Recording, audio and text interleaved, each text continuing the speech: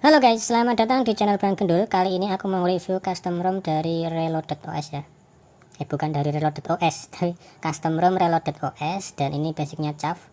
Ini dari SDM66064 alias Kang Jaki. Dan custom ROM ini dulu pernah jadi andalanku buat main game ya, karena dipakai main game itu nggak mendem. Tapi beda maintainer untuk kali ini. Kalau yang dulu itu aku lupa dari siapa, tapi yang kali ini maintainernya dari Kang Jaki. Oke, size-nya itu 1 gigaan dan sudah terinclude gap ya, jadi kalian nggak usah nyiapin gap lagi. Terus enforce build kayak gini, langsung aja kita masuk ke dalamannya. Untuk bloatware-nya nggak terlalu banyak ya, tapi di sini sudah aku restore semua aplikasiku, sudah aku balikin lagi. Aku backup pakai swift backup dan prosesnya lancar semua. Kemudian langsung aja kita ke Magis yang sudah aku rename. Kemudian kita cek di safety netnya dan sudah centang biru semua ya. Kemudian di bagian kameranya ini kayak gini ya. Untuk kamera ini ada bug di pemutar video. Jadi kalau kita pilih di pemutar video kayak gini, lalu kita buat nyuting, dia bakalan ada keterangan kamera error kayak gitu. Kalau untuk yang lain, foto misalnya, ini nggak ada masalahnya. Kalau untuk yang short video, kita klik dia normal guys, nggak ada masalah 15 detik ya. Yang lain aman semua. Dicek di bagian kamera settingnya ini juga aman, kamera sound aman, nggak ada masalah. SD card juga aman. Terus ini tiga ini watermark sama waktu itu juga aman semua, nggak ada kendala. Ya bugnya cuma ada di kamera video ini ya, yang ini doang. Untuk yang lain square sama panorama ini aman. Kemudian langsung aja kita masuk ke bagian menu settingnya. Yang pertama di network dan internet, kita pilih Indosat. Lalu di private network type ini sudah banyak pilihannya ini. Kalian bisa ngunci jaringannya di situ. Kemudian untuk hotspot dan tethering belum support buat nethering aplikasi VPN guys ya. Jadi ini nggak cocok kalau buat kamu yang suka gretongan internet. Kemudian di bawahnya ada menu baterai, dan untuk baterainya tampilannya kayak gini. Ini tadi aku cas, dan untuk proses pengecasannya itu lambat guys ya, nggak ada fast chargingnya. Kemudian di bagian display kayak gini tampilannya. Untuk tap to wake kita coba dulu, nggak bisa. Kita tap di bagian status barnya ya, di bagian atas ini. Oke, tap to off nya harus lewat status bar ya, kalau lewat sini cuman bisa ngidupin doang. Kemudian di bagian sound kita cari paling bawah, nggak ada direct-nya ya. Jadi ini kekurangannya salah satunya itu untuk suaranya dia masih standar banget dan kita nggak bisa atur di sini karena emang nggak ada direct sound.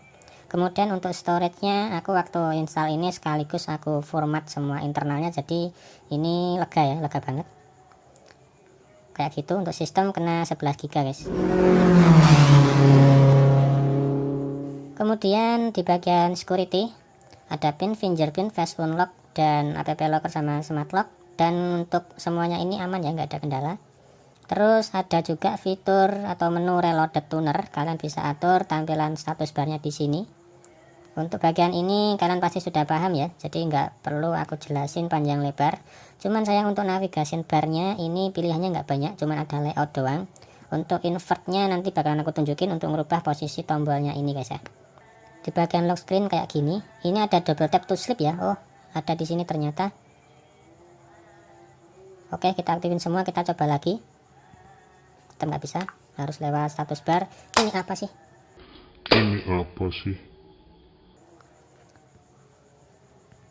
Oke, normal ternyata ya untuk double tap to sleep-nya.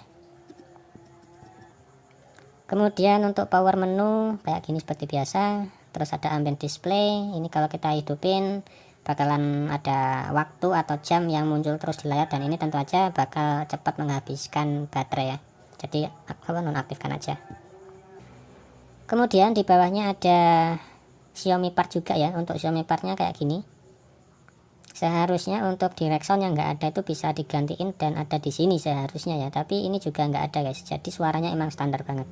Tapi ada enable touch boss. Pokoknya ada bos-bosnya di sini ya.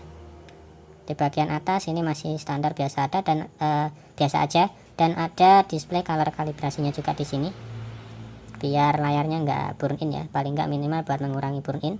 Kemudian di menu sistem kita cek untuk bahasanya, sudah ada bahasa Indonesia dan sudah aku include di situ. Kalian tinggal geser aja kayak gini untuk merubah bahasanya. Kemudian di sini juga ada gestur. Nah, kalian bisa ubah untuk gesturnya di bagian sistem navigasi ini guys ya. Kalian bisa klik di tombol ini, lalu kalian bisa pilih ini. Nanti tombolnya ini bakalan berubah posisi. Oke. Kemudian untuk tampilan about phone-nya kayak gini ya. Ini dia. Unofficial Android 10, yang ini build-nya CAF. Terus kernel bawahnya Mystic EA 7.2 OC ya, dan ini aku suka banget pakai kernel ini. Untuk hasil AnTuTu benchmarknya di kernel ini dia dapat 166.000 sekian dengan rinciannya kayak gitu tadi. Kemudian kalau kita lihat di bagian bawah ini nggak stabil ya untuk naik turun suhunya, ada di mentok 42 derajat, jadi ini hangat ya. Kemudian aku juga udah tes untuk hasil CPU throttling, dia lumayan oke sih sebenarnya. Kalau untuk throttlingnya lumayan stabil ya, rata kayak gitu. Terus satu hal lagi yang ada di custom ROM ini yang bikin aku nggak enak adalah waktu main game. Jadi waktu main game itu layarnya nggak bisa full karena seperti kepotong di bagian note screen ya. Mungkin itu disebabkan karena ini diporting dari HP yang ada note screennya. Jadi waktu dipakai main game itu ada kepotong sedikit gitu area sini. Walaupun HP sudah dibolak-balik kayak gitu ya. Jadi misalkan yang bagian atas ada di sebelah sini, yang sini kepotong guys. Kalau misalkan kita balik seperti ini, gantian yang sini yang kepotong kayak gitu. Terus kalau kita cek di bagian quick settingnya kayak gini tampilannya ya, dan ini sedikit banget. Untuk kelemahan atau minus yang berikutnya adalah di bagian record screen atau screen recorder ini, tuh kemana hilang ya, sorry. Jadi di bagian screen recorder ini cuman ada menu buat menampilin tabnya ya. Jadi kalau kita sentuh apa dia bakalan muncul gitu doang. Selain itu nggak ada menu lagi, dan ini nggak bisa nampilin suara kita ya. Jadi cuman diem aja, cuma sekedar perekam layar doang, nggak ada suaranya. Kemudian coba kita aktifin wifi sama hotspot secara berbarengan ya, dan itu hotspotnya sudah hidup. Untuk wifi nya juga masih tetap bisa hidup ya, jadi nggak crash, bisa jalan bareng. Cuman ya itu tadi, soal fiturnya nggak banyak ya, cuman kayak gini doang. Di bawahnya masih ada, cuman aku nggak naikin ke atas karena aku pikir nggak terlalu butuh ya. Yaudah, mungkin gitu aja untuk review kali ini. Buat yang pengen cuap-cuap silahkan sampaikan aja di kolom komentar, apa aja silahkan mau nanya-nanya. Kalian bisa nyimpulkan sendiri custom ROM ini enak apa enggak untuk dites, karena sudah aku sampaikan semuanya yang menurutku layak untuk disampaikan ya. Makasih banyak sudah nonton video ini, maaf kalau ada salah-salah kata dan jelimet dalam penyampaian, dan kita bakal ketemu lagi di next video. See you, bye bye.